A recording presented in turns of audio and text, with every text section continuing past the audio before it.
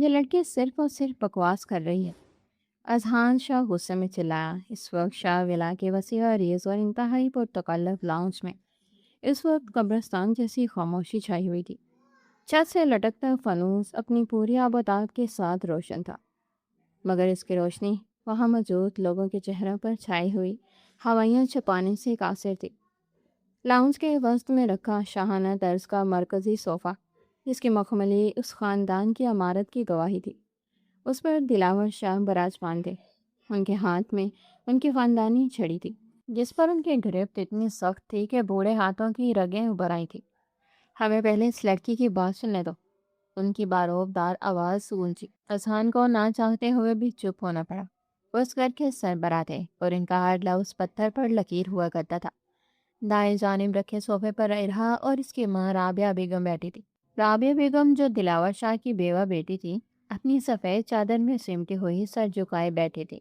ان کا چہرہ زرد تھا اور آنکھوں میں ایک انجانا خوف۔ ان کے ساتھ ان سے لگی رہا بیٹی تھی، جس کا وجود خوف سے کانپ رہا تھا۔ 17 سالہ معصومی رہا، جس کی بڑی بڑی آنکھوں میں اس وقت صرف دہشت تھی۔ وہ اپنی مٹھیوں کو بینچے نظریں قالین پر گاڑے بیٹھی تھی، جسے زمین پھٹے اور وہ اس میں سما جائے۔ دوسری جانب بائیں طرف کے صوفے پر اذہان کی ماں رملہ بیگم انتہائی بے چینی اور اضطراب کی حالت میں پہلو بدل رہی تھی۔ ان کی نظریں کبھی اپنے بیٹے اذہان پر جاتی اور کبھی نفرت کے سامنے بیٹھی ارہا پر۔ لاؤنج کے عین وسط میں ایک عجیب سی مسلط بنی ہوئی تھی۔ ایک طرف 30 سالہ وجیہہ اور خوبصورت نوجوان اذہان غصے سے بھرا کھڑا تھا۔ اس کا سرخ چہرہ اور ماتھے پر پڑی شکنیں اس کے اندر ابلتے لاوے کی نشاندہی کر رہی تھی۔ اس کی مٹھیاں اس قدر سختی سے بند تھیں کہ ناخن ہتھیلیوں میں پیوست ہو رہے تھے۔ وہ اپنی جگہ پر پتھر کا مجسمہ بنا کھڑا تھا، لیکن اس کی آنکھوں میں شعلے تھے۔ اس کے بالکل سامنے ربیل کھڑی تھی۔ ربیل جس کے چہرے پر ایک فاتحانہ مسکراہٹ اور آنکھوں میں انتقام کی چمک تھی۔ وہ انگلی اٹھا کر اذہان اور ارہا کی طرف اشارہ کر رہی تھی اور اس کا لہجہ زہر خندہ تھا۔ میں نے اپنی آنکھوں سے دیکھا ہے دادا ابا۔ ربیل کی آواز لاؤنج کے سناٹے کو چیرتی ہوئی گونجی۔ یہ دونوں ناجائز حالت میں تھے۔ آپ کا یہ پوتا، جسے آپ شرافت کا پیکر سمجھتے ہیں، اور یہ اس نے حقارت سے ارہا کی طرف اشارہ کیا، یہ مظلوم بننے والی نواسی، دونوں کمرے میں اکیلے تھے اور بکواس بند کرو اپنی ربیل۔ اذہان دھاڑا۔ اس کی آواز میں اتنی گرج تھی کہ ارہا اپنی جگہ پر اچھل پڑی۔ ایک لفظ اور اپنی گٹیاں زبان سے نکالا تو میں بھول جاؤں گا کہ تم ایک عورت ہو۔ کیوں بند کروں میں اپنی زبان؟ ربیل بھی چیخ کر بولی۔ وہ آج کسی خوف میں نہیں تھی۔ سچ کڑوا ہوتا ہے اذہان حیدر شاہ۔ آج تک تم سب کی آنکھوں میں دھول جھونکتے آئے ہو، مگر آج میں تم دونوں کا اصلی چہرہ سب کے سامنے لا کر رہوں گی۔ اذہان غصے سے اس کی طرح بڑھا، لیکن دلاور شاہ کی باروم آواز نے اس کے قدم روک دیے۔ اذہان صرف ایک لفظ اور نہیں۔ اذہان وہیں رک گیا۔ دلاور شاہ نے اسے سخت نظر سے دیکھا اور پھر ربیل کی طرف متوجہ ہوئے۔ تم جانتی ہو تم کس پر الزام لگا رہی ہو؟ اگر تمہاری بات جھوٹی نکلی تو اس گھر میں تمہارے لیے کوئی جگہ نہیں رہے گی۔ ربیل نے طنزیہ ہنسی۔ میں جانتی تھی دادا ابا کہ آپ میری زبان کا اعتبار نہیں کریں گے، اسی لیے تو اپنے جیب سے موبائل فون نکالا۔ میں ثبوت لائی ہوں، یہ ویڈیو دیکھ لیں، پھر فیصلہ کیجیے گا کہ میں جھوٹی ہوں یا آپ کا یہ لاڈلا پوتا اور یہ 2 کوڑی کی نواسی۔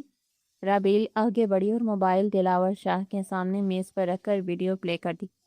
لاؤنج میں پھر سے موت کا سا سناٹا چھا گیا۔ سب کی نظریں اس چھوٹی سی سکرین پر جمی تھی۔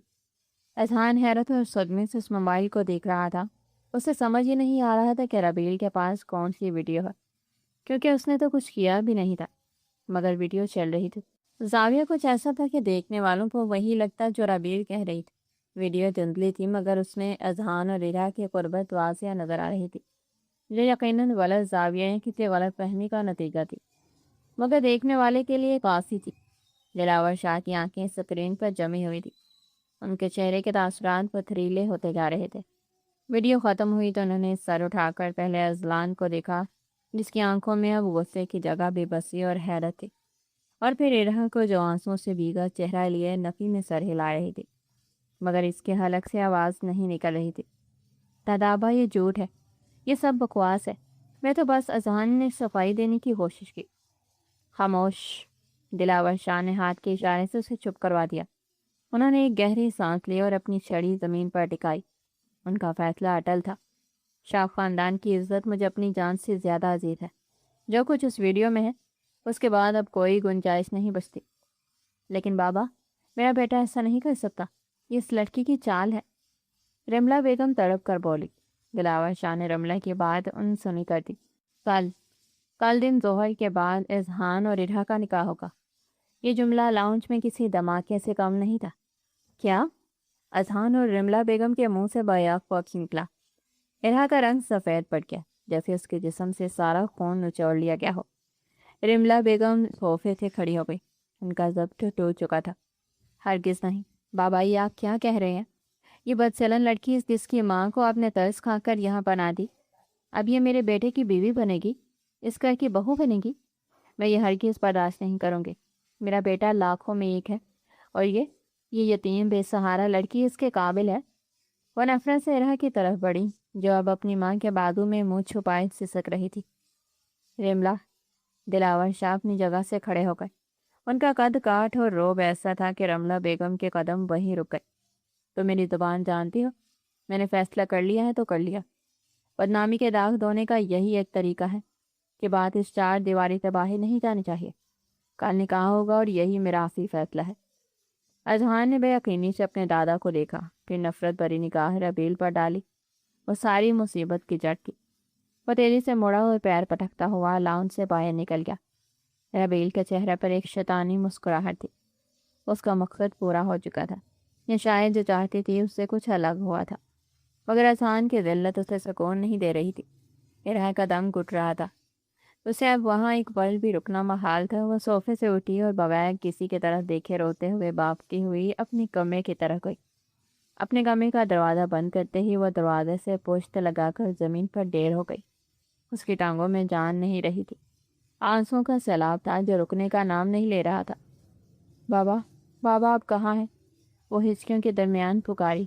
اب مجھے آپ کی یاد آ رہی ہے۔ دیکھیے نا، ان لوگوں نے میری زندگی کا سودا کر دیا، مجھے بد کردار بنا دیا۔ اسے شدت سے ماضی کا وہ دن یاد آیا جب اس کی دنیا اجڑ گئی تھی۔ وہ بھی کتنا منحوس دن تھا۔ باہر موسلادھار بارش ہو رہی تھی اور اندر اس کے بابا قاسم علی زندگی کی آخری سانسیں لے رہے تھے۔ وہ ان کے سینے سے لگی رو رہی تھی اور وہ بے بسی سے اس کے سر پر ہاتھ پھیر رہے تھے۔ میری گڑیا، کبھی رونا مت، بہادر بنو۔ یہ ان کے آخری الفاظ تھے۔ ان کے مرتے ہی جیسے دنیا بدل گئی۔ وہ جو اپنے بابا کی شہزادی تھی اچانک ایک بوجھ بن گئی۔ اسے یاد تھا کیسے اس کے تایا جان نے، جو قاسم علی کے سگے بھائی تھے، ان کے وفات کے چوتھے دن ہی ساری جائیداد کے کاغذات پر قبضہ کر لیا تھا۔ کیسے انہوں نے وکیلوں کے ساتھ مل کر جعلی انگوٹھے لگوائے اور قاسم علی کی کروڑوں کی جائیداد ہڑپ کر لی۔ تم دونوں ماں بیٹی کا ویسے گھر اور جائیداد پر کوئی حق نہیں۔ قاسم نے سب میرے نام کر دیا تھا۔ تایا کے وہ برہم الفاظ آج بھی اس کے کانوں میں گونج رہے تھے۔ انہیں دھکے دے کر ان کے اپنے ہی گھر سے نکال دیا گیا۔ وہ بارش والی رات جب وہ اور اس کی ماں سڑک پر کھڑے تھے، تب دلاور شاہ یعنی ان کے نانا نے انہیں یہاں پناہ دے دی۔ لیکن یہ پناہ کسی کا سے کم نہیں تھی۔ یہاں انہیں بیٹی اور نواسی نہیں بلکہ بہت سمجھا جاتا تھا۔ رملہ موانی کے تانے اور نفرت، اور اب یہ تہمت کیوں؟ آپ بابا کیوں چلے گئے؟ وہ گھٹنوں میں سر دیے بلک بلک کر رو رہی تھی۔ کاش میں بھی آپ کے ساتھ مر جاتی۔ اذہان بھائی، وہ تو مجھ سے نفرت کرتے ہیں، وہ مجھے جان سے مار ڈالیں گے۔ میں یہ نکاح کیسے کروں گی؟ دروازہ آہستہ سے کھولا اور رابعہ بیگم اندر داخل ہے۔ اپنی بیٹی کو زمین پر ٹوٹا ہوا دیکھ کر ان کا کلیجہ منہ کو آ گیا۔ وہ جلدی سے آگے بڑھی اور ارہا کے پاس بیٹھ گئی۔ میری بچی، رابعہ نے اسے اپنے گلے سے لگا لیا۔ امی مجھے بچا لیں، میں یہ نکاح نہیں کرنا چاہتی۔ میں نے کچھ نہیں کیا امی، میں قسم کھاتی ہوں۔ ارہا ان کے گلے لگ کر تڑپ اٹھی۔ مجھے یہاں سے لے جائیں، ہم کہیں دور چلے جائیں گے، بھیک مانگ لیں گے، مگر میں اذہان بھائی سے نکاح نہیں کر سکتی، وہ مجھے کھا جائیں گے۔ امی، رابعہ بیگم کی آنکھوں سے بھی آنسو جاری تھے، مگر وہ جانتی تھی کہ ان کے پاس کوئی راستہ نہیں۔ وہ ایک کمزور بیوہ تھی جو اپنے بھائی اور باپ کے رحم و کرم پر تھی۔ ارہا میری جان، خود کو سنبھالو۔ انہوں نے ارہا کا چہرہ اپنے ہاتھوں میں لیا اور اس کے آنسو صاف کیے۔ ہم کچھ نہیں کر سکتے بیٹا، یہ دنیا بہت ظالم ہے۔ ہمارے پاس نہ چھت ہے نہ پیسہ۔ اگر بابا جان نے ہمیں یہاں سے نکال دیا تو ہم کہاں جائیں گے؟ یہ نکاح یہ نکاح اب ہو کر رہے گا، یہی ہماری تقدیر ہے۔ لیکن ہم نے الہا کی آواز میں بے بسی تھی۔ بس اب اور کچھ مت کہو، اللہ کو شاید یہی منظور ہے۔ اذان غصے کا تیز ہے، مگر شاید شادی کے بعد سب ٹھیک ہو جائے۔ رابعہ بیگم جھوٹی تسلی دے رہی تھی۔ الہا ماں کی گود میں سرک کر سسکنے لگی۔ وہ تھک چکی تھی، تپائیاں دیتے دیتے، روتے روتے اور ڈرتے ڈرتے۔ اس کا ذہن معاف ہو رہا تھا۔ باہر رات گہری ہو چکی تھی اور کل کا سورج اس کی زندگی کا سب سے کٹھن امتحان لے کر طلوع ہونے والا تھا۔ ماں کی گود میں جو اس دنیا کی واحد محفوظ پناہ گاہ تھی۔ الہا کی سسکیاں آہستہ آہستہ کم ہوئی اور تکن کے مارے اس کی آنکھیں بند ہونے لگی۔ وہ سو گئی تھی، مگر نیند میں بھی اس کے چہرے پر اذیت کے آثار نمایاں تھے اور آنکھوں کے گوشوں سے آنسو اب بھی بہہ رہے تھے۔ رابعہ بیگم خالی نظروں سے سامنے دیوار کو تک رہی تھی، جہاں ان کی اور قاسم کی پرانی تصویر لگی تھی، جیسے وہ ان سے شکوہ کر رہی ہوں کہ وہ انہیں اس درندوں کے سماج میں تنہا کیوں چھوڑ گئے۔ دوسری طرف حسان اپنے کمرے میں اندھیرے میں لیٹا چھت کو گو رہا تھا۔ اس کے دل میں ایک عجیب سی گھٹن تھی۔ اسے رابیل پر شدید غصہ آ رہا تھا۔ بدتمیز لڑکی، سب کچھ برباد کر دیا۔ اس نے غصے سے تکیہ دیوار پر دے مارا۔ وہ الہا کو پسند کرتا تھا، شاید محبت بھی کرنے لگا تھا۔ وہ اسے شادی کرنا چاہتا تھا، لیکن ایسے نہیں، زبردستی نہیں، بدنامی کے ڈر سے نہیں۔ وہ چاہتا تھا الہا اسے دل سے قبول کرے، اس کے خوف کو محبت میں بدلنا چاہتا تھا۔ لیکن آج جو کچھ ہوا، اس نے الہا کے دل میں اس کے لیے نفرت اور مزید خوف کر دیا ہوگا۔ وہ مجھے اپنا مجرم سمجھے گی، وہ سمجھے گی کہ میں نے یہ جان بوجھ کر کیا تاکہ اسے پھنسا سکوں۔ حسان نے سر پکڑ لیا۔ میں اب اس کے دل میں محبت کیسے جگاؤں گا؟ وہ تو میری شکل دیکھنے کی بھی روادار نہیں ہوگی۔ اسے اپنی حرکت پر پچھتاوا ہو رہا تھا جس نے مذاق میں شروع کی تھی۔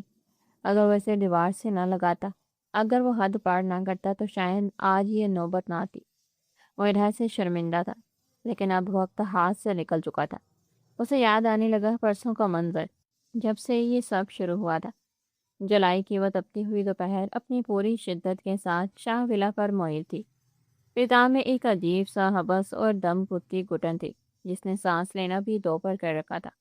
سورج کی تپش نے در و دیوار کو تپا دیا تھا اور باہر لان میں لگے پودے بھی مرجھائے ہوئے سر جھکائے کھڑے تھے۔ الہا اپنے کمرے کی کھڑکی کے پاس کھڑی باہر آسمان کی طرف دیکھ رہی تھی، جہاں قدرت شاید اس تپش سے نجات دلانے کا فیصلہ کر چکی تھی۔ سیاہ بادلوں کے گھنے ٹکڑے افق سے نمودار ہوئے اور دیکھتے ہی دیکھتے پورے آسمان کو اپنی لپیٹ میں لے لیا۔ آسمان کا رنگ سرخی مائل سیاہی میں بدل گیا اور پھر اچانک بادلوں کی زوردار گرج نے خاموشی کو توڑ دیا۔ موٹی موٹی بوندیں پیاسی زمین کا سینہ ٹھنڈا کرنے لگی۔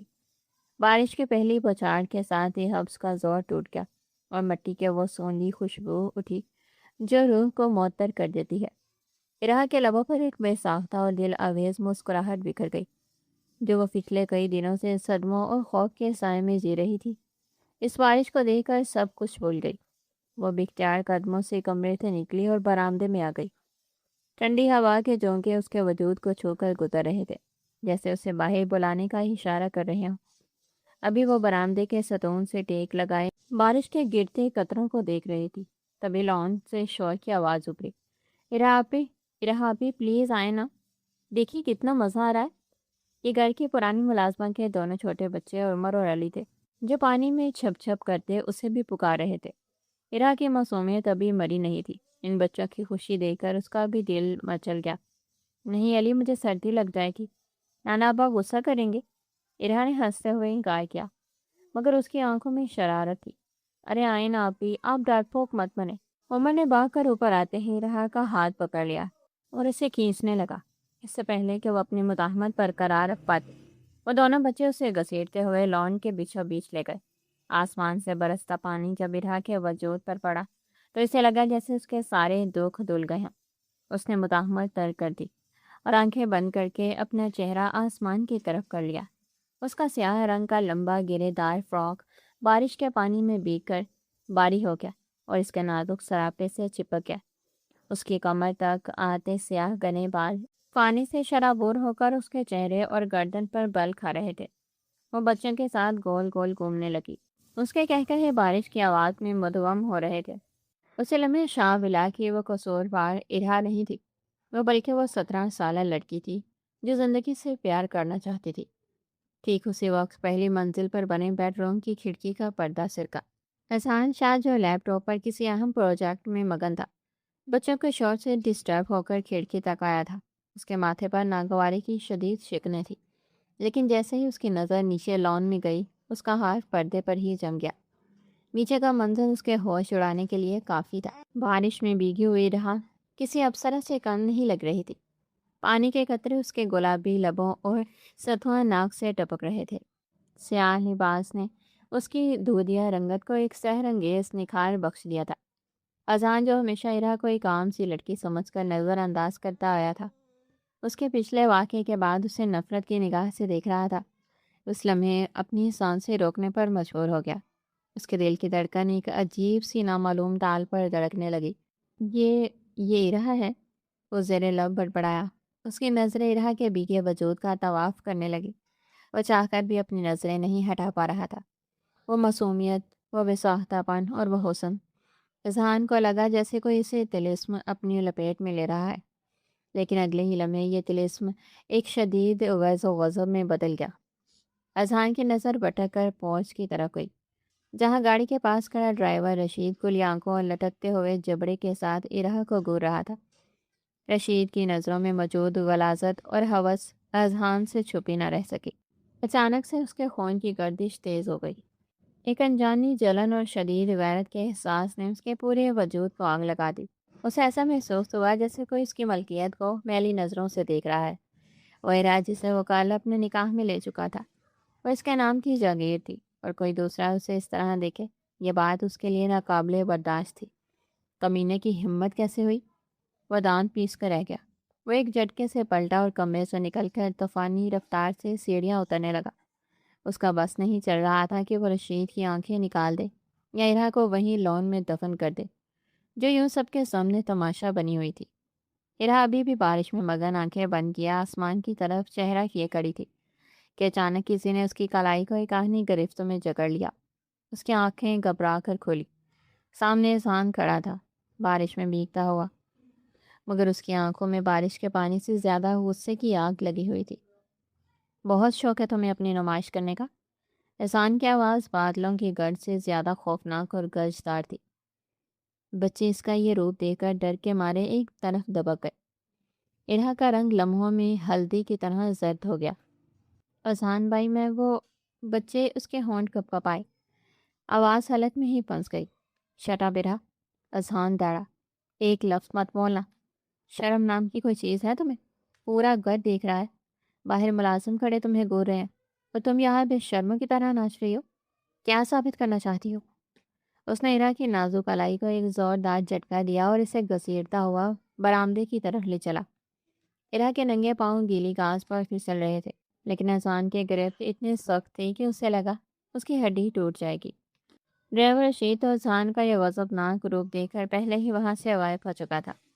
اذہان اسے کھینچتا ہوا ہال سے گزر کر اس کے کمرے تک لایا اور اسے اندر دھکیل کر دروازہ اتنی زور سے بند کیا کہ اس کی گونج پوری راہداری میں سنائی دی۔ کمرے میں حبس اور اندھیرا تھا، لیکن اذہان کی تپتی ہوئی موجودگی نے ارا کی سانس روکتی تھی۔ وہ بھیگی بلی کی طرح کونے میں کھڑی کانپ رہی تھی۔ ٹھنڈ سے اور خوف سے اس کے دانت بج رہے تھے۔ اذہان اس کے قریب آیا، اتنا قریب کہ ارا کو اس کی گرم سانسیں اپنے ٹھنڈے چہرے پر محسوس ہو رہی تھی۔ اس نے ارا کی ٹھوڑی پکڑ کر اس کا چہرہ سختی سے اوپر اٹھایا۔ آج کے بعد اس نے انگلی اٹھا کر اسے آخری وارننگ دی، اگر مجھے تم بارش میں باہر بھیگتی نظر آئی یا گھر کے کسی ملازم کے سامنے سولیے میں گئی تو میں تمہاری ٹانگیں توڑ کر تمہیں تمہارے کمرے میں قید کر دوں گا۔ تمہیں اندازہ بھی نہیں ہے کہ تم اب کس کے نکاح میں ہو۔ ارا کی آنکھوں سے آنسو ٹوٹ کر گرنے لگے۔ مجھے نہیں پتا تھا کہ کوئی دیکھ رہا ہے، میں تو بس سسک پڑی۔ اذہان کو اس کا رونا ہمیشہ سے زہر لگتا تھا، مگر اس وقت اس کے آنسوؤں نے اس کے اندر ایک عجیب سی بے چینی پیدا کر دی۔ اس نے جن جلا کر اسے جھٹکے سے چھوڑا۔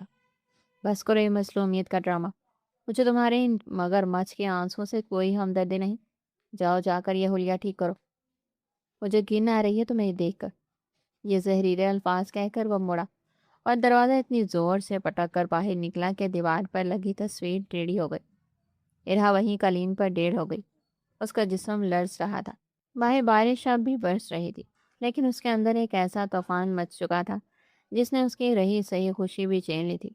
وہ روتے ہوئے اٹھی اور کپ کپاتے ہاتھوں سے الماری سے خشک کپڑے نکالے۔ واش روم میں جا کر لباس تبدیل کیا، بالوں کو تولیے سے رگڑ کر خشک کیا، مگر اس کی آنکھوں کا سامان نہیں تھم رہا تھا۔ وہ بستر پر آ کر لیٹ گئی اور تکیے میں منہ دے کر پوٹ پوٹ کر رونے لگی۔ اسے احساس ہو گیا تھا کہ یہ نکاح اس کے لیے کسی بڑی آزمائش سے کم نہیں ہے۔ اگلی صبح سورج اپنی پوری آبوتاب کے ساتھ طلوع ہوا۔ رات کی بارش نے فضا کو دھو کر نکھار دیا تھا۔ ہر طرف سبزہ اور تازگی بکھری ہوئی تھی۔ اذہان آج موڈ میں نہیں تھا کہ آفس جائے۔ کل کے واقعے کے بعد اس کا دماغ ابھی بھی الجھا ہوا تھا۔ اس نے چھٹی کی اور ناشتے کے بعد لان میں پڑی آرام دہ کرسی پر نیم دراز ہو گیا۔ ہاتھ میں کافی کا مگ تھا اور گود میں اخبار، مگر اس کا دھیان خبروں کی بجائے کل کے منظر میں اٹکا ہوا تھا۔ ارہا کا وہ بھیگا ہوا سراپا اس کی آنکھوں کے سامنے سے ہٹ نہیں رہا تھا۔ اسے اپنے رد عمل پر بھی حیرت تھی اور غصہ بھی۔ میں اتنا کیوں ریئیکٹ کر رہا ہوں؟ وہ جو مرضی کرے، مجھے کیا؟ اس نے سر جھٹک کر خود کو سمجھایا۔ ابھی وہ کافی کا گھونٹ بھر ہی رہا تھا کہ گیٹ کھلا اور ایک سرخ رنگ کی چمچماتی گاڑی پورچ میں داخل ہوئی۔ اذہان نے گاڑی پہچان کر ناگواری سے ماتھا سکوڑا۔ اے خدایا، اب یہ مصیبت! ربیل کی گاڑی تھی، ابو کی کزن کی بیٹی، رشتے میں اس کی بھی کزن ہی لگتی تھی۔ گاڑی کا دروازہ کھلا اور ربیل باہر نکلے۔ ربیل فیشن اور جدیدیت کا دوسرا نام۔ ٹائٹ جینز، شارٹ ٹاپ اور چہرے پر میک اپ کی تہیں چڑھائے اور کسی فیشن میگزین کی ماڈل لگ رہی تھی۔ وہ اذہان کے پھوپھو کی بیٹی تھی۔ اذہان کے لیے درد سر۔ ربیل نے سن گلاسز اتار کر بالوں میں اٹکائے اور اذہان کو دیکھتے ہی اس کا چہرہ کھل اٹھا۔ High handsome! وہ لہکتی ہوئی سیدھا اس کی طرف آئی۔ مجھے یقین نہیں آ رہا کہ میری قسمت اتنی اچھی ہے۔ تم اور گھر پر؟ واو! وہ بغیر پوچھے اذہان کے سامنے کرسی پر ٹانگ چڑھا کر بیٹھ گئی۔ اذہان نے اخبار کو ایک طرف رکھا اور سرد مہری سے اسے دیکھا۔ تم یہاں کیسے ربیل؟ خیریت؟ ارے خیریت کو چھوڑو، تم سے ملنے کے لیے خیریت کا ہونا ضروری ہے کیا؟ ربیل نے مسکرا کر اپنی بڑی بڑی آنکھیں مٹکائیں۔ دراصل میں شاپنگ کے لیے نکلی تھی، سوچا راستے میں تم سے میرا مطلب ہے ماموں اور ممانی سے ملتی جاؤں۔ اذہان اس کی نظروں کا مفہوم خوب سمجھتا تھا۔ ربیل اسے حاصل کرنے کے لیے ہر حربہ آزمانے کو تیار رہتی تھی، لیکن اذہان کو ایسی پلاسٹک لڑکیاں سخت ناپسند تھی۔ اسے سادگی پاتی تھی، شرم و حیات سے لگتی تھی، بالکل ارہا جیسی۔ ارہا؟ اس کے دماغ نے پھر دھوکہ دیا۔ اذہان نے فوراً خیال جھٹکا۔ اچھا امی اندر ہیں، تم جا کر مل لو۔ اذہان نے کھڑے ہوتے ہوئے کہا۔ مجھے ایک ضروری کال کرنی ہے۔ ربیل کا منہ لٹک گیا۔ ارے بیٹھو نا یار، ابھی تو میں آئی ہوں، تم ہمیشہ مجھے دیکھتے ہی بھاگ کیوں جاتے ہو؟ اس نے شکوہ کیا اور اٹھ کر اذہان کے بازو پر ہاتھ رکھنے کی کوشش کی۔ اذہان نے پھوٹی سے پہلو بدلا۔ میں نے کہا نا کام ہے، ایکسکیوز می۔ وہ ربیل کو وہیں تپتا ہوا چھوڑ کر تیزی سے لان سے نکل کر لاؤنج کی طرف بڑھ گیا۔ ربیل نے پیر پٹک کر اسے جاتے ہوئے دیکھا۔ مسٹر اکرو، جتنا مرضی بھاگ لو، شادی تو تم مجھ سے ہی کرو گے، وہ بڑبڑائی۔ پھر اس کے چہرے پر ایک عیار مسکراہٹ ابھری۔ اذہان کو کنٹرول کرنے کا راستہ تتائی کے دل سے ہو کر جاتا ہے۔ اس نے اپنا بیگ سنبھالا، چہرے پر مصنوعی مسکراہٹ سجائی اور اندر کی طرف چل پڑی۔ ہائے تائی جان، کیسے ہیں آپ؟ لاؤنج میں داخل ہوتے ہی اس کی آواز گونجی۔ اذہان جو سیڑھیوں پر تھا اس کی آواز سن کر مزید تیزی سے اوپر بنے اپنے کمرے کی طرف بڑھ گیا۔ اس مصیبت سے وہ کم ہی سامنا کرتا تھا۔ شام کے سائے گہرے ہو چکے تھے۔ دن بھر کی تمازت کے بعد سورج تھک کر مغرب کی گود میں جا چھپا تھا اور آسمان کے کناروں پر ابھی بھی نارنجی اور سرخی مائل رنگت باقی تھی، جو آہستہ آہستہ سیاہی میں بدل رہی تھی۔ شاہ ولا کے وسیع اور ریز لاؤنج میں شام کی چائے کا اہتمام ہو رہا تھا۔ فضا میں الائچی والی چائے اور تلی ہوئی مچھلی کی اشتہا انگیز خوشبو رچی ہوئی تھی، لیکن اس بظاہر پرسکون ماحول کے پیچھے ایک طوفان تھا جو ابھی تھما نہیں تھا۔ ارہا کچن میں موجود تھی اور ملازمہ کے ساتھ مل کر چائے کی ٹرالی تیار کر رہی تھی۔ آج اس نے ہلکے گلابی رنگ کی لمبی قمیض اور سفید ٹراؤزر پہن رکھا تھا۔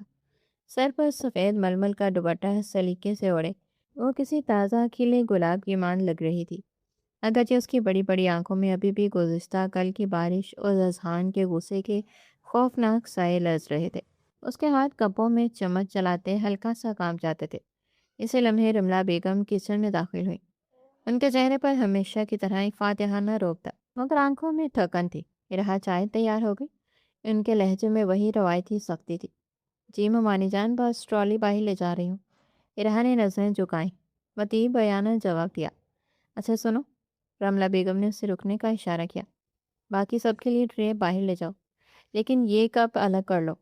اذہان اپنے کمرے میں ہے، اسے وہاں جا کر دے آؤ، اسے شدید سر درد ہے۔ میں نہیں چاہتی وہ نیچے آئے اور شور شرابے میں بیٹھے۔ الہا کے ہاتھ وہیں جم گئے۔ چائے کی کیتلی پکڑتے ہوئے اس کے دل کی دھڑکن ایک دم بے ترتیب ہو گئی۔ اذہان کے کمرے میں جانا، وہ بھی تنہا، کل کا وہ منظر اس کے سامنے گھوم گیا جب اس نے اسے بازو سے پکڑ کر گھسیٹا تھا۔ اس کی گرفت کی سختی اب بھی رہا کو اپنی کلائی پر محسوس ہو رہی تھی۔ ممانی جان، اس نے ہچکچاتے ہوئے دبی آواز میں کہا، اگر آپ ملازمہ کو بھیج دیں تو وہ چلی جائے گی۔ رملہ بیگم نے اسے ایک سرد اور تیکھی نظر سے دیکھا۔ ملازمہ باہر برتن سمیٹ رہی ہے اور تمہیں کیا موت پڑتی ہے اپنی کزن کو چائے دینے میں؟ جاؤ، شاباش، زیادہ بحث مت کرو، پہلے اس کا موڈ خراب ہے، دیر ہوئی تو اور مصیبت ہوگی۔ رملہ بیگم کی بات رد کرنا یہ کہ بس میں نہیں تھا۔ اس نے لرزتے ہاتھوں سے چائے کا کپ اور کچھ بسکٹس ایک چھوٹی ٹرے میں رکھے اور بوجھل قدموں سے کچن سے نکلی۔ سیڑھیاں چڑھتے اسے لگا جیسے وہ کسی مقتل کی طرف بڑھ رہی ہو۔ ہر قدم پر اس کا دل پسلیوں سے ٹکرا رہا تھا۔ یا اللہ پلیز خیر و خیریت رہے، بس چائے رکھ کر واپس آ جاؤ۔ وہ زیر لب دعائیں مانگتی اذہان کے کمرے کے سامنے پہنچ گئی۔ اس کے کمرے کا دروازہ تھوڑا سا کھلا تھا۔ الہا نے گہری سانس لی، خود کو کمپوز کرنے کی ناکام کوشش کی اور دروازے پر بالکل ہلکی سی دستک دی۔ آ جاؤ، اندر سے اذہان کی باری اور روکدار آواز آئی۔ الہا آہستگی سے اندر داخل ہوئی۔ کمرے میں ایئر کنڈیشنر کی یخ بستہ ٹھنڈک اور اذہان کے مخصوص پرفیوم کی مردانہ خوشبو رچی ہوئی تھی۔ وہ کھڑکی کے پاس رکھے ہوئے صوفے پر بیٹھا لیپ ٹاپ پر کسی کام میں ورک تھا۔ اس نے گرے رنگ کی ٹی شرٹ اور ٹراؤزر پہن رکھا تھا۔ اس کے گیلے بال بے ترتیبی سے ماتھے پر بکھرے تھے، جو اس کے سخت چہرے کو ایک عجیب سی کشش دے رہے تھے۔ الہا بے قدموں سے چلتی اس کے قریب پہنچی۔ اذہان بھائی چائے۔ اس کی آواز پر مشکل اس کے حلق سے نکلی۔ بائی کا لفظ اس کی زبان پر صدیوں کی عادت کی طرح آیا تھا، حالانکہ رشتہ بدل چکا تھا۔ اذہان نے اسکرین سے نظریں ہٹا کر اسے دیکھا۔ گلابی لباس میں ملبوس خوفزدہ ہرنی کی طرح کھڑی الہا کو دیکھ کر اس کی آنکھوں میں ایک عجیب سی چمک ابھری۔ کل کا غضبناک اذہان آج تھوڑا پرسکون تھا، لیکن الہا کا یہ ڈرا ہوا روپ اسے ایک عجیب سا لطف دے رہا تھا۔ اس نے لیپ ٹاپ بند کر کے سائڈ ٹیبل پر رکھا۔ رکھ دو یہیں میز پر، اس نے مختصر کہا۔ الہا نے لرزتے ہاتھوں سے کپ میز پر رکھا۔ کپ پلیٹ سے ٹکرایا تو ایک ہلکی سی ٹن کی آواز آئی۔ وہ فوراً موڑی تاکہ وہاں سے بھاگ سکے، لیکن اذہان کی آواز نے اسے وہیں منجمد کر دیا۔ بی ایس کا کون سا سیمسٹر چل رہا ہے تمہارا؟ اس کا لہجہ نارمل تھا، لیکن الہا کے لیے یہی کافی تھا کہ وہ اس سے بات کر رہا ہے۔ وہ رک گئی، مڑ کر نہیں دیکھا، بس وہیں کھڑے کھڑے جواب دیا۔ فائنل ایئر ہے۔ اس کی آواز میں ہکلاہٹ واضح تھی۔ اذہان کو اس کا یہ ڈرنا، یہ سمٹنا بہت بھلا لگ رہا تھا۔ وہ جان بوجھ کر اسے مزید چھیڑنا چاہتا تھا۔ اس نے صوفے سے اٹھ کر ایک لمبا ڈگ بھرا اور اس کے پشت پر آ گیا۔ ہم فائنل ایئر؟ واقعی سے؟ اس کے بالکل قریب آ کر رکا۔ الہا نے اس کی تپتی ہوئی موجودگی اپنے عقب میں محسوس کی تو اس کے بدن میں جھرجھری دوڑ گئی۔ اس نے گھبرا کر ایک قدم آگے بڑھنے کی کوشش کی۔ دوست کتنے ہیں تمہارے یونیورسٹی میں؟ اذہان نے اگلا سوال داغا۔ اس بار اس کے لہجے میں استفسار سے زیادہ ملکیت کا رنگ تھا۔ جی کوئی خاص نہیں، بس کلاس فیلوز ہیں۔ الہا نے مڑ کر اسے دیکھے بغیر جلدی سے کہا اور تیزی سے دروازے کی طرف بڑھنا چاہا، لیکن اذہان اس سے زیادہ پرتیلا تھا۔ وہ ایک جھٹکے سے اس کے سامنے آ گیا۔ الہا ہڑبڑا کر 2 قدم پیچھے ہٹی۔ اتنی جلدی کیا ہے؟ میں نے ابھی جانے کی اجازت تو نہیں دی۔ اذہان نے اپنی گہری سیاہ آنکھیں الہا کے چہرے پر گاڑ دی۔ الہا کا چہرہ گلابی لباس کے عکس سے اور شرف و خوف سے تمتما اٹھا۔ وہ ایک قدم پیچھے ہٹی تو اذہان ایک قدم آگے بڑھا۔ میں پوچھ رہا ہوں، لڑکے بھی ہیں دوستوں میں؟ کسی سے بات چیت ہوتی ہے؟ اس نے اب روک کر پوچھا، جیسے وہ اس کے کردار کا کڑا امتحان لے رہا ہو۔ نہیں اذہان بھائی، میں کسی سے بات نہیں کرتی۔ الہا کی آنکھوں میں نمی تیرنے لگی۔ پلیز مجھے جانے دیں۔ اذہان رکا نہیں، وہ مسلسل آگے بڑھتا رہا، یہاں تک کہ الہا کی کمر دیوار سے جا لگی۔ اب فرار کا کوئی راستہ نہیں تھا۔ وہ دیوار کے ساتھ چپک گئی۔ اس کی سانسیں بے ترتیب ہو رہی تھیں۔ اذہان نے اپنے دونوں ہاتھ الہا کے دائیں اور بائیں دیوار پر ٹکا دیے۔ اس نے اسے اپنے مضبوط بادوں کے حصار میں مکمل طور پر قید کر لیا۔ اور اس کے اتنا قریب تھا کہ رہا کو اس کے دل کی دھڑکن اور اس کی سانسوں کی تپش اپنے چہرے پر محسوس ہو رہی تھی۔ ڈر کیوں رہی ہو؟ میں کوئی جلاد تو نہیں؟ اذہان نے سرگوشی کی۔ اس کا چہرہ ارہا کے چہرے کے خطرناک حد تک قریب تھا۔ اس کے نظریں ارہا کے کامتے گلابی لبوں پر جم گئی۔ ایک عجیب سا شہر نامعلوم کشش تھی جس نے اس وقت اذہان کے تمام حواس کو اپنی گرفت میں لے لیا۔ وہ اپنی ہی دی ہوئی تمام نفرتوں کو بھول کر بس اس لمحے کی قربت میں کھو گیا۔ اذہان بھائی پلیز، ارہا نے التجائیہ نظروں سے اس کی طرف دیکھا۔ اس کے معصومیت اور آنکھوں میں تیرتے آنسوؤں نے اسے اور بھی حسین بنا دیا تھا۔ اذہان کا سر اس کی طرف جھکا۔ وہ بالکل بے خود سا ہو رہا تھا، فاصلہ سمٹ رہا تھا۔ ارہا نے اپنی آنکھیں کس کر بند کر لی۔ اسے لگا شاید اس کا دل دھڑکنا بند کر دے گا۔ ٹھیک اسی لمحے کمرے کا دروازہ ایک زوردار دھماکے سے کھلا۔ اذہان تم یہاں؟ ربیل کی آواز جو بڑے زور سے ابھری تھی اچانک حیرت اور صدمے میں ڈوب گئی۔ اذہان ایک جھٹکے سے پیچھے ہٹا۔ ارہا کی آنکھیں کھل گئی اور دیوار کے ساتھ لگی بری طرح کانپ رہی تھی، جیسے کسی گہرے سمندر سے نکل کر آئی ہو۔ دروازے پر کھڑی ربیل کی آنکھیں پھٹی کی پھٹی رہ گئی۔ اس نے منظر ہی کچھ ایسا دیکھا تھا جس کے پاؤں تلے سے زمین نکالنے کو کافی تھا۔ اذہان کا ارہا کے اوپر جھکنا، وہ بازوں کا حصار اور ان دونوں کے درمیان موجود وہ تناؤ، سب کچھ چیخ چیخ کر حقیقت بیان کر رہا تھا۔ ایک لمحے کے ہولناک سکوت کے بعد رابیل کے چہرے پر شدید جلن، نفرت اور غصے کے ملے جلے تاثرات ابھرے۔ او مائی گاڈ، رابیل نے چیخ کر کہا، تو یہ سب چل رہا ہے اس گھر میں؟ یہ شرافت کا ڈھونگ؟ واہ ارہا واہ، مجھے تو اندازہ ہی نہیں تھا کہ تم اتنی چھپے رستم نکلو گی۔ اذہان نے ماتھے پر شکنیں ڈالی اور اپنی آواز کو سنبھالا۔ ربیل اپنی زبان کو لگام دو اور بدتمیزی مت کرو، جو تم سوچ رہی ہو ویسا کچھ نہیں۔ شٹ اپ اذہان۔ ربیل کا پارا آسمان کو چھو رہا تھا۔ اسے اپنی سالوں کی محنت اور اذہان کو پانے کا خواب ریزہ ریزہ ہوتا نظر آ رہا تھا۔ وہ لڑکا جسے وہ اپنی جاگیر سمجھتی تھی وہ اس یتیم اور بے سہارا لڑکی کے قریب تھا۔ مجھے صفائیاں مت دو، میں نے اپنی ان آنکھوں سے سب دیکھا ہے۔ ابھی جا کر دادا ابا اور تائی جان کو بتاتی ہوں کہ اس کمرے کی چار دیواری کے اندر کیا شرمناک گل کھلائے جا رہے ہیں۔ یہ کہہ کر وہ ایک بگولے کی طرح پلٹی اور طوفانی رفتار سے باہر بھاگی۔ ربیل رکو، بات سنو۔ اذہان اسے روکنے کے لیے لپکا، لیکن وہ تب تک سیڑھیاں اتر چکی تھی۔ رہا وہیں دیوار کے ساتھ بت بنی کھڑی تھی۔ اس کا رنگ کاغذ کی طرح سفید پڑ چکا تھا۔ اسے لگ رہا تھا ایک بار پھر اس پر کوئی بڑی تہمت لگنے والی ہے اور اس بار شاید وہ بچ نہ سکے۔ نیچے لاؤنج میں سب ہنسی خوشی چائے پی رہے تھے کہ رابیل آندھی اور طوفان کی طرح وہاں نازل ہوئی، اور اس نے وہی کیا جو کہا تھا۔ اور تو اور اس نے ویڈیو بھی بنا لی تھی۔ اب اذہان مشکل میں پھنس چکا تھا۔ اس کی سمجھ سے باہر تھا کہ آخر کریں تو کیا کرے۔ نکاح کا دن تھا، گھر میں کوئی جشن کا سامان نہیں تھا۔ سادگی کی چادر تانے دلاور شاہ کی حویلی آج ایک خاموش فیصلے کی گواہ بننے جا رہی تھی۔ رخصتی تو ارہا کی پڑھائی مکمل ہونے تک مؤخر کر دی گئی، لیکن اسے باقاعدہ اذہان کے نام کر دیا گیا۔ سفید ململ کے سادے سے جوڑے میں ملبوس، سر پر بھاری دوپٹہ لیے رہا جب ہال میں آئی تو وقت جیسے تھم گیا۔ کوئی زیور نہیں، کوئی میک اپ نہیں، مگر اس کی معصومیت اور چہرے پر پھیلی زردی اسے کسی سنگ مرمر سے تراشیدہ شاہکار جیسا بنا رہی تھی۔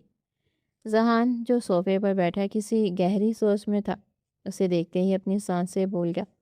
30 سالہ اذہان جس نے دنیا دیکھی تھی، آج اس 19 سالہ کلی کے سامنے خود کو بے بس محسوس کر رہا تھا۔ اس کی آنکھوں میں ستائش تھی، تڑپ تھی اور ایک پچھتاوا بھی۔ دوسری طرف رابیل کے تن بدن میں آگ لگی ہوئی تھی۔ وہ ارہا کو تیکھی نظروں سے دیکھ رہی تھی، جسے اپنی نظروں سے ہی اسے جلا کر راکھ کر دے گی۔ نکاح خواہ نے جب ارہا سے اجازت مانگی تو اس کے ہاتھ کانپ رہے تھے۔ قلم پکڑتے ہوئے اس نے نکاح نامے کو نہیں، اپنی برباد ہوتی زندگی کو دیکھا۔ تم مجھے جیت نہیں سکتے اذہان شاہ، یہ دستخط میری مجبوری ہے، میری مرضی نہیں۔ اس نے دل میں سوچا اور لرزتے ہاتھوں سے دستخط کر دیے۔ نکاح مکمل ہوا، مبارکبادوں کا شور اٹھا، مگر ارہا کا دل قبرستان جیسی خاموشی کی لپیٹ میں تھا۔ اذہان آگے بڑھا کہ اسے کچھ کہے، مگر ارہا نے نظریں اٹھا کر اسے دیکھا۔ ان آنکھوں میں محبت نہیں، نفرت کا وہ سمندر تھا جس میں اذہان ڈوبنے لگا۔ نکاح کے اگلے ہی دن رملہ نے اپنا اصلی رنگ دکھانا شروع کر دیا۔ اسے ارہا سے پہلے ہی چڑ تھی۔ اب تو وہ اسے گھر کی بہو نہیں بلکہ ایک بوجھ اور مفت کی نوکرانی سمجھ رہی تھی۔ اوئے شہزادی، یہ نکاح کیا ہوا؟ تم تو آسمان پر اڑنے لگی۔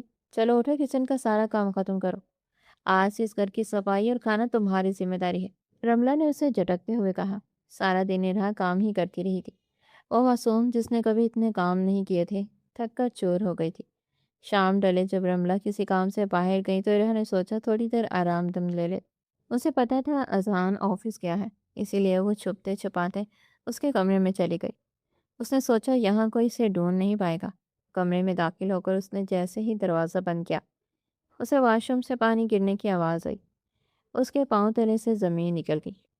یا اللہ، یہ کیسے ہو سکتا ہے؟ وہ تو گھر پر نہیں تھے۔ وہ گھبرا کر واپس مڑی اور دروازہ کا لاک گھمانے لگی، مگر شاید قسمت کا کچھ اور ہی منظور تھا۔ لاک پھنس گیا تھا۔ یا اللہ، یہ کیسے لاک ہو گیا؟ اگر میں کمرے سے جلدی نہیں نکلی تو وہ جلاد میری جان کا عذاب بن جائے گا۔ اس نے بدحواسی میں خود سے ہی سرگوشی کی۔ ابھی وہ دروازے سے جنگ کر ہی رہی تھی کہ واش روم کا دروازہ کھلا۔ اذہان بالا سے پانی ٹپکاتے ہوئے صرف ٹراؤزر میں باہر نکلا۔ سامنے ارہا کو دیکھ کر اس کے لبوں پر ایک دلکش مگر شرارتی مسکراہٹ پھیل گئی۔ وہ آہستہ آہستہ قدم بڑھاتا اس کے قریب آیا اور ارہا کی سانس حلق میں اٹک گئی تھی۔ یہ دروازہ بھی اسی جلاد کی طرح ڈیٹ ہے، ارہا آسانی سے نہیں کھلے گا۔ اس کے مردانہ اور بھاری آواز کمرے میں گونجی۔ ارہا نے پلٹ کر اسے دیکھا اور خوف سے دیوار سے لگ گئی۔ میں بس اذہان سے اسے بات مکمل کرنے کا موقع نہیں دیا۔ وہ بالکل اس کے پیچھے کھڑا ہو گیا۔ اس کی قربت سے ارہا کو اپنا دم گھٹتا محسوس ہوا۔ اذہان نے جھک کر اس کے کان کے پاس گہری سانس لی اور اس کے گال پر جولتی لٹ کو نہایت نرمی سے انگلی سے کان کے پیچھے کیا۔ بیگم، شوہر کی پیٹھ پیچھے برائی نہیں کرتی، اب سزا تو دینی بنتی ہے۔ اس کا لہجہ ارہا کے لیے دہکتے انگارے سے جیسا تھا۔ اس نے پوری قوت سے اذہان کو پیچھے دھکا دیا اور جپٹ کر لاک گھمایا۔ اس بار قسمت مہربان ہوئی، لاک کھل گیا۔ وہ بغیر پیچھے مڑے وہاں سے ایسے بھاگی جیسے پیچھے کوئی بلا کھڑی ہو۔ اذہان اسے جاتے دیکھتے مسکرا رہا تھا، مگر اس مسکراہٹ کے پیچھے بھی ایک عزم تھا۔ اس واقعے کے بعد اذہان کے رویے میں واضح تبدیلی آئی۔ اسے احساس ہوا کہ ارہا پر ہر کام کا بوجھ ڈالا جا رہا ہے۔ اگلے ہی دن اس نے گھر کے لیے 2 نئی ملازمائیں رکھ لی اور سختی سے کہہ دیا کہ ارہا کوئی کام نہیں کرے گی۔ ارہا کے امتحانات قریب تھے۔ اذہان خود اسے اپنی گاڑی میں چھوڑنے جاتا اور لینے آتا۔ وہ اسے ہر طرح کا تحفظ دینے کی کوشش کر رہا تھا، مگر ارہا پتھر بن چکی تھی۔ وہ گاڑی میں اس سے ایک لفظ نہ بولتی۔ ایک دن اذہان نے سوچا اسے باہر لے جا کر منانے کی کوشش کرے۔ اس شام وہ اس کے کمرے میں گیا تو وہ اسے دیکھ کر رخ موڑ گئی۔ وہ نرمی سے مسکراتا اندر آیا۔ ارہا، تیار ہو جاؤ، ہم باہر ڈنر پر جا رہے ہیں۔ اس نے نرمی سے کہا۔ مجھے کہیں نہیں جانا، ارہا نے سپاٹ لہجے میں جواب دیا۔ اذہان کو غصہ تو آیا مگر اس نے ضبط کیا۔ مدد طلب نظروں سے رابعہ بیگم کو دیکھا۔ یہ کیا بدتمیزی ہے؟ ارہا شوہر ہے وہ تمہارا، اتنی محبت سے کہہ رہا ہے جاؤ اس کے ساتھ۔ رابعہ بیگم نے ذرا سختی سے کہا۔ مگر امی، ارہا جنجلائی۔ اگر مگر کچھ نہیں، تم جا رہی ہو، یہ طے ہے۔ جاؤ، جا کر تیار ہو، وہ سختی سے کہتے ہی باہر نکل گئی۔ ارہا پیر پٹک کر تیار ہونے چلی گئی۔ اذہان ویسے ہی مسکراتے اسے دیکھتا رہا۔ وہ اسے شہر کے سب سے مہنگے ریسٹورانٹ لے گیا، جہاں اس نے پورا ہال پرائیویٹ بک کروایا تھا۔ شمعوں کی روشنی میں مدھم موسیقی نے فضا کو رونمائی بخشی تھی۔ کھانے سے پہلے اذہان نے ایک چھوٹی سی مخملی ڈبیا نکالی اور ارہا کے سامنے رکھی۔ اس میں ہیرے کی ایک خوبصورت انگوٹھی چمک رہی تھی۔ ارہا، میں جانتا ہوں ہماری شروعات اچھی نہیں تھی، مگر میں تمہیں اپنی زندگی کی ہر خوشی دینا چاہتا ہوں۔ میں تم سے محبت کرنے لگا ہوں۔ ارہا نے انگوٹھی کو دیکھا اور پھر اذہان کی آنکھوں میں دیکھا۔ اس نے وہ ڈبیا اٹھائی اور زور سے فرش پر پھینک دی۔ ہیرے کی وہ انگوٹھی لڑکتی ہوئی دور جا گری۔ محبت؟ ارہا کے لہجے میں زہر تھا۔ جس شخص کی وجہ سے پورا گھر مجھے بدچلن سمجھتا ہے، جس کی وجہ سے میری عزت نیلام ہوئی، وہ آج محبت کا دعویٰ کر رہا ہے؟ اذہان کا چہرہ شرمندگی سے سرخ ہو گیا۔ ارہا، میں حالات ٹھیک کر دوں گا، کچھ نہیں ہو سکتا۔ اذہان شاہ، آپ نے میرے کردار کو موثق کر دیا، میری خوشیاں اور میری عزت چھین لی ہے۔ آپ میرے شوہر ہو سکتے ہیں، میرے مالک نہیں، اور یاد رکھنا، آپ مجھے کبھی حاصل نہیں کر سکیں گے۔ یہ کہہ کر وہ وہاں سے اٹھی اور اذہان کو وہیں ساکت چھوڑ کر باہر نکل گئی۔ اس نے اذہان کی گاڑی کا انتظار نہیں کیا، بلکہ ایک ٹیکسی لی اور گھر چلی گئی۔ اذہان وہیں بیٹھا اپنے ہار دیکھتا رہا۔ اس نے غصے میں میز پر پڑا گلاس دیوار پر دے مارا اور ریسٹورنٹ سے نکل گیا۔ وہ پاگلوں کی طرح سڑکوں پر گاڑی دوڑاتا رہا۔ اسے بار بار ربیل پر غصہ آ رہا تھا۔ یہ سب اس ربیل کی وجہ سے ہوا۔ اسی نے وہ جھوٹ بولا تھا جس نے ارہا کی زندگی برباد کی، مگر اب اسے سبق سکھانے کا وقت آ گیا ہے۔ اگلے چند دن اذان نے اپنا طرز عمل بدلا۔ اس نے ارہا کو نظر انداز کرنا شروع کر دیا اور ربیل سے قربتیں بڑھائیں۔ وہ جان بوجھ کر ربیل کو روز کر بلاتا اور اسے ہنس ہنس کر باتیں کرتا۔ ارہا جو کہتی تھی اسے فرق نہیں پڑتا، اندر ہی اندر جلنے لگی۔ وہ ربیل کو اذہان کے قریب دے کر ایک عجیب سی تکلیف محسوس کرتی جسے وہ حسد کا نام دینے سے ڈرتی تھی۔ اذہان اس کی اس جلن کو محسوس کر رہا تھا اور یہی اس کا پلان تھا۔ ایک شام جب ربیل لان میں اکیلی بیٹھی تھی، اذہان اس کے پاس گیا۔ ربیل، تم جانتی ہو میں نے ارہا سے نکاح صرف دباؤ میں آ کر کیا، ورنہ میرے دل میں تو ہمیشہ سے تم تھی۔ اس نے جھوٹی محبت کا لبادہ اوڑھ کر کہا۔ ربیل خوشی سے نہال ہو گئی۔ سچ اذہان؟ مجھے لگا تم اس لڑکی کے ہو گیا، مگر ایک بات مجھے کھائے جا رہی ہے۔ اس دن تم نے سب کے سامنے وہ سب کیوں کہا؟ کیا واقعی میں تمہیں ویسا لگا تھا یا وہ محض ایک چال تھی؟ دیکھو ربیل، اگر ہمیں ساتھ رہنا ہے تو ہمارے درمیان کوئی جھوٹ نہیں ہونا چاہیے۔ اذہان نے نرمی سے اس کا ہاتھ تھام کر کہا۔ ربیل جو اس کی محبت میں اندھی ہو رہی تھی، اپنی کامیابی کے نشے میں سب بھول گئی۔ اذہان، وہ سب میں نے جلن میں کیا تھا۔ ارہا بہت معصوم بن رہی تھی، مجھے ڈر تھا کہ وہ تمہیں مجھ سے چھین لے گی، اس لیے میں نے وہ سارا ڈرامہ رچایا تاکہ سب ارہا کو بد چلن سمجھے اور تم اس سے دور ہو جاؤ، مگر میری چال غلط ہو گئی۔ ربیل آخر میں ذرا سا اداس بھی ہوئی۔ وہ بولتی رہی اور اسے پتہ ہی نہیں چلا کہ اذہان کی جیب میں رکھا موبائل سب کچھ ریکارڈ کر رہا تھا۔ اسی رات اذہان نے پورے گھر کو ہال میں جمع کیا۔ دلاور شاہ، رابعہ بیگم، رملہ اور ارہا بھی وہاں موجود تھے۔ ربیل ابھی بھی مسکرا رہی تھی۔ اسے لگا اذہان ان کے رشتے کا اعلان کروانے والا ہے۔ اذہان نے بغیر کچھ کہے وہ ویڈیو پلے کر دی۔ ہال میں ربیل کی آواز گونجی جو اپنے ایک گناہ کا اعتراف کر رہی تھی۔ خاموشی ایسی تھی کہ سوئی گرنے کی آواز بھی سنائی دیتی۔ دلاور شاہ کا چہرہ غصے سے تمتما اٹھا۔ ربیل کے پاؤں تلے سے زمین نکل گئی۔ تو یہ سب تمہاری چال تھی؟ دلاور شاہ گرجے۔ تم نے ایک معصوم بچی کی عزت سے کھیلا، صرف اپنی انا کے لیے؟ دادا ابا میری بات سنیں، ربیل نے لڑکھڑاتے ہوئے کہا۔ خاموش، اسی وقت گھر سے نکل جاؤ ربیل، اور دوبارہ کبھی اپنی شکل اس حویلی میں مت دکھانا۔ دلاور شاہ نے نفرت سے اسے چلے جانے کا حکم دیا۔ ربیل روتی ہوئی وہاں سے چلی گئی۔ دلاور شاہ آہستہ آہستہ ارہا کی طرف بڑھے۔ ان کی آنکھوں میں ندامت کے آنسو تھے۔ بیٹا مجھے معاف کر دو، میں نے تم پر اعتبار نہیں کیا، میں نے تمہیں اس اذیت میں دھکیلا جس کے تم حقدار نہیں تھی۔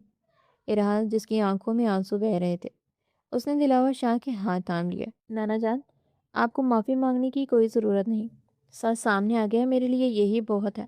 بالآخر سچ سب کے سامنے آیا تھا اور نفرت کی دیوار پگھلی تھی۔ اذہان دور کھڑا ارہا کو دیکھ رہا تھا۔ سچ تو سامنے آ گیا تھا، مگر کیا ارہا کے دل میں اس کے لیے جمی برف پگھلے گی؟ حویلی کی فضاؤں میں چھائی گھٹن اب کسی حد تک چھٹ چکی تھی۔ سچ سامنے آنے کے بعد دلاور شاہ کے دل پر جو بوجھ تھا وہ ارہا سے معافی مانگ کر ہلکا کر دیا۔ اب باری تھی اس ادھورے بندھن کو مکمل کرنے کی۔ اگلی صبح جب سب ناشتے کی میز پر جمع ہوئے تو دلاور شاہ کے چہرے پر ایک خاص قسم کا سکون تھا۔ ارہا خاموشی سے اپنی پلیٹ میں دیکھ رہی تھی، جبکہ اذہان کی نظریں مسلسل اس کے گرد طواف کر رہی تھی۔ ارہا بیٹا، تمہارے پیپرز ختم ہو گئے ہیں، اب میں مزید انتظار نہیں کرنا چاہتا، دلاور شاہ نے سنجیدگی سے کہا تو سب متوجہ ہو گئے۔ آج جمعہ ہے، میں چاہتا ہوں اتوار کو ایک شاندار ولیمہ کیا جائے اور اسی رات تمہاری باقاعدہ رخصتی اذہان کے کمرے میں کر دی جائے۔ اذہان کے چہرے پر اچانک رونق آ گئی، جیسے بن مانگے مراد مل گئی ہو۔ اس نے ایک نظر ارہا کو دیکھا جس نے فوراً اپنی پلکیں جھکا لی۔ لیکن آنا ابو، اتنی جلدی کیا ہے؟ ارہا نے دبی آواز میں اپنی مصنوعی ناراضگی برقرار رکھنے کی کوشش کی۔ وہ اب بھی اذہان کو اتنی آسانی سے معاف نہیں کرنا چاہتی تھی۔ وہ چاہتی تھی وہ تھوڑا اور تڑپے۔ بیٹا، فیصلہ بڑا کرتے ہیں اور میرا فیصلہ اٹل ہے۔ آج ہی تم سب شاپنگ پر جاؤ گے اور ولیمے کی تیاری شروع کرو گے، دلاور شاہ نے محبت بھرے حتمی لہجے میں کہا۔ اذہان نے زیر لب مسکراتے ارہا کی طرف دیکھا اور وہ سر جھٹک کر رخ موڑ گئی۔ دوپہر کے وقت وہ سب شہر کے سب سے بڑے مال میں موجود تھے۔ اذہان، ارہا، رملہ اور رابعہ بیگم سب ساتھ تھے۔ اذہان مسلسل ارہا کے ساتھ چلنے کی کوشش کر رہا تھا، مگر وہ جان بوجھ کر رابعہ بیگم کے ساتھ ہو جاتی۔ सेल्स मैन एक से बढ़कर एक कीमती जोड़ा दिखा रहा था, मगर इरहा को जैसे कुछ पसंद ही नहीं आ रहा था। ये रंग बहुत तेज़ है, इसका काम बहुत चुभने वाला है, ये डिज़ाइन पुराना है। वो हर चीज़ को रिजेक्ट कर रही थी। एहसान सब्र का दामन थामे उसे देख रहा था। वो जानता था ये सब उसकी नाराज़गी का हिस्सा है। आखिरकार एक बुटीक पर इरहा की नज़र एक जगह ठहर गई। वो एक डल पिंक रंग का खूबसूरत अनारकली स्टाइल का कामदार फ्रॉक था, जिस पर चांदी के तारों का नफीस काम था। उसकी सादगी में भी एक वक़ार था। ये वाला दिखाएं? इरहा के मुंह से भी इख्तियार निकला। इज़हार ने फ़ौरन सेल्समैन को इशारा किया। यही फाइनल है, और मेरे लिए इस कलर की शेरवानी दिखाओ जिस पर उससे मैचिंग कढ़ाई हो। इरहा ने चौंक कर उसे देखा। आप मेरी पसंद का रंग क्यों पहनेंगे? हसन उसके करीब हुआ और धीमी आवाज़ में बोला, क्योंकि अब से हमारी हर चीज़ एक दूसरे से जुड़ी होगी। इरहा, शायद जो रंग तुम्हें पसंद है वही मेरा भी इंतखाब है। इरहा ने नज़रें फेर ली, मगर उसके गालों पर हल्की सी सुर्खी अजहान की नज़रों से छुप न सकी। शॉपिंग के बाद सब ने वहीं एक पुरसकून रेस्टोरेंट में लंच किया, जहां अजहान ने इरहा की पसंदीदा डिशेस का ऑर्डर किया, मगर इरहा ने अपनी खामोशी की जंग जारी रखी। इतवार की शाम हवेली किसी दुल्हन की तरह सजी थी। रोशनियों की चकाचौंध और मेहमानों की चहल पहल अरूज पर थी। इंसान डल पिंक शेरवानी में मलबूस अपने कदावर वजूद और मर्दाना वजाहत के साथ स्टेज पर खड़ा मेहमानों का इस्तकबाल कर रहा था, मगर उसकी नज़रें बार बार दाखिली दरवाजे की तरफ उठ रही थी। फिर अचानक हॉल में सरगोशियाँ होने लगी। इरहा की आमद हुई। वो इसी अनारकली फ्रॉक में सर पर भारी दुपट्टा सेट किए, माथे पर झूमर सजाए, किसी परी जैसी लग रही थी। उसकी मासूमियत और हुस्न का यह संगम इतना दिलकश था कि पूरे हॉल की नज़रें उस पर जम गई। आसान जैसे अपनी जगह मंजमद हो गया।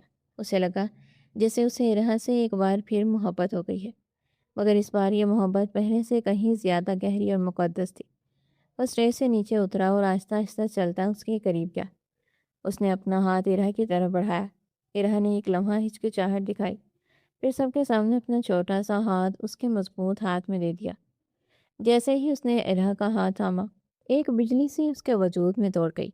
वो इसे लेकर स्टेज की तरफ बढ़ा। सीढ़ियाँ चढ़ते अजहान थोड़ा सा नीचे झुका और इसके कान में नहायत दिलकश लहजे में सरगोशी की। इरहा, एक ही दिल है मेरे पास, इसे कितनी बार लोगी? आज से तुमने मेरी जान ही निकाल दी। इरहा का चेहरा शर्म से गुलनार हो गया। उसने जल्दी से दूसरी तरफ देखा, मगर उसके होंठों पर एक छोटी सी मुस्कुराहट पहली बार रक्स करने लगी। स्टेज पर बैठकर फ़ोटो सेशन हुआ, जहाँ कैमरे की हर क्लिक उनके उस नए सफ़र की गवाह बन रही थी। वलीमे की तकरीबात ख़त्म होने के बाद इरहा को बाकायदा अजहान के कमरे में रुखसत कर दिया गया। वो कमरा जो कभी अजहान की तन्हाई का गवाह था, आज इरहा की मौजूदगी से महक रहा था। वो बेड के किनारे बैठी अपनी अंगूठियों से खेल रही थी कि दरवाज़ा खुलने की आवाज़ आई। अजहान अंदर दाखिल हुआ और दरवाज़ा लॉक कर दिया। इरहा का दिल ज़ोर से धड़कने लगा। वो इसके सामने आकर खड़ा हुआ और अपनी जेब से वही हीरे की अंगूठी निकाली जिसे इरहा ने रेस्टोरेंट में फेंक दिया था। मुंह दिखाई के लिए इससे बेहतर मेरे पास कुछ नहीं। ये वो अधूरी कहानी है जिसे मैं आज मुकम्मल करना चाहता हूँ। उसने अंगूठी उसकी तरफ बढ़ाई। इरहा ने एक लम्हा अंगूठी को देखा, फिर उसे झपट कर अपने हाथ में ले लिया। उसकी आंखों में अभी भी थोड़ी शरारत और थोड़ा गुस्सा था। मैंने इसलिए लिया है क्योंकि ये बहुत कीमती है। इसका मतलब ये नहीं मैंने आपको माफ़ कर दिया, उसने मसनूई बेरुखी से कहा। अजहान मुस्कुराया और इसके सामने घुटनों के बल बैठा। उसने इरहा के दोनों हाथ अपने हाथों में लिए। मैं जानता हूँ मैंने इस दिन गलत किया था। मेरी वजह से तुम शर्मिंदा हुई। मैंने तुम्हें वो जख्म दिए जो शायद कभी ना भरे। मेरे इस जल्लाद कहलाने वाले अजलान की तरफ से तुमसे हाथ जोड़कर माफ़ी मांगता हूँ। क्या तुम मुझे एक मौका दे सकती हो? क्या तुम इस रिश्ते को एक सच्ची शुरुआत दे सकती हो? उसकी आवाज़ में सच्चाई और आंखों में नमी देखकर इरहा का दिल पिघल गया। वो जिस शख्स को पत्थर दिल समझती थी, वो आज उसके कदमों में बैठा अपनी अना हार रहा था। इरहा ने आहिस्ता से अपना हाथ उसके चेहरे पर रखा और नम आंखों से मुस्कुराई। अजहाना बहुत ज़िद्दी हैं। ठीक है, मैंने आपको माफ़ किया, लेकिन याद रखिएगा अगर दोबारा आपने रबील जैसी किसी लड़की के पास जाकर मुझे जलाने की कोशिश की ना, तो नाक तोड़ दूंगी। वो शरारत से बोली। अजहान ने इरहा के बदलते तासुरात देखे तो इसके लबों पर एक मुस्कुराहट आ गई। पगली, उसने नहायत मोहब्बत से सरगोशी की। तुम्हें क्या लगा मैं वाकई रबील में दिलचस्पी ले रहा था? वो सब तो सिर्फ तुम्हें जलाने के लिए था। تاکہ تمہارے دل کے کسی کونے میں چھپی میری محبت اور تڑپ کر باہر آ سکے۔ ارہا نے سر اٹھایا اور حیرت سے اس کی آنکھوں میں جھانکا۔ کیا مطلب وہ ایک ڈرامہ تھا؟ اور نہیں تو کیا؟ اذان نے شرارت سے آنکھ ماری اور اس کے ہاتھ کی گرفت مضبوط کر لی۔ مجھے اچھی طرح پتا تھا میری یہ ضدی اور مغرور بیگم سیدھے طریقے سے کبھی نہیں مانے گی۔ تمہیں راہ راست پر لانے کے لیے یہ کڑوی گولی دینا ضروری تھا۔ ارا کی آنکھوں میں آنسوں کے ساتھ ساتھ ایک بے ساختہ ہنسی آ گئی۔ اس نے اذان کے چوڑے سینے پر اپنا چھوٹا سا مکہ مارا۔ آپ بہت برے ہیں اذان۔ آپ کو اندازہ بھی ہے میں کس اذیت سے گزری ہوں؟ اور تم بہت پیاری ہو ارہا اذان شاہ۔ اس نے اس کے غصے کو ایک ہی لمحے میں ٹھنڈا کر دیا۔ اذان نے ارہا کا چہرہ اپنے ہاتھوں کے پیالے میں لیا اور اس کی آنکھوں میں دیکھتے ہوئے پوچھا، اب تو کوئی شکوہ باقی نہیں؟ ارہا نے نفی میں سر ہلایا۔ اس کی پلکیں حیا کے بوجھ سے جھک گئی۔ تو پھر کیا ہم اپنی اس نئی زندگی کا باقاعدہ آغاز کر سکتے ہیں بغیر کسی ڈر اور شک کے؟ اس نے نہایت نرمی سے اس کی پیشانی پر اپنے لب رکھ دیے۔ ارہا نے شرما کر اپنا چہرہ اس کے سینے میں چھپا لیا اور دھیمی آواز میں بولی، ہمیشہ کے لیے۔ اچانک اذان کو ارہا کو اپنی مضبوط بازوں سے اس قدر قریب کھینچ لیا کہ ان کے جسم ایک دوسرے سے مل گئے۔ اس کی گرم سانس ارہا کے چہرے پر پڑ رہی تھی۔ وہ ایک لمحے کو اس کی آنکھوں میں جھانکا، پھر آہستہ سے اس کے ہونٹوں پر جھک گیا۔ اس کے لبوں پر گرفت پہلے تو نرم تھی، پر وہ جلد ہی گہری اور پرجوش ہو گئی۔ ارہا اس کے لمس پر بن آگ کی مچھلی کی طرح تڑپ رہی تھی۔ جب دونوں کو سانس لینے کی ضرورت پڑی تو اذہان نے اس کے لبوں کو آزادی دیتے اس کے گلے پر ہونٹ رکھے۔ اذہان نے اس کی گردن کو آہستہ سے چوما اور پھر دانتوں سے ہلکا سا کاٹا۔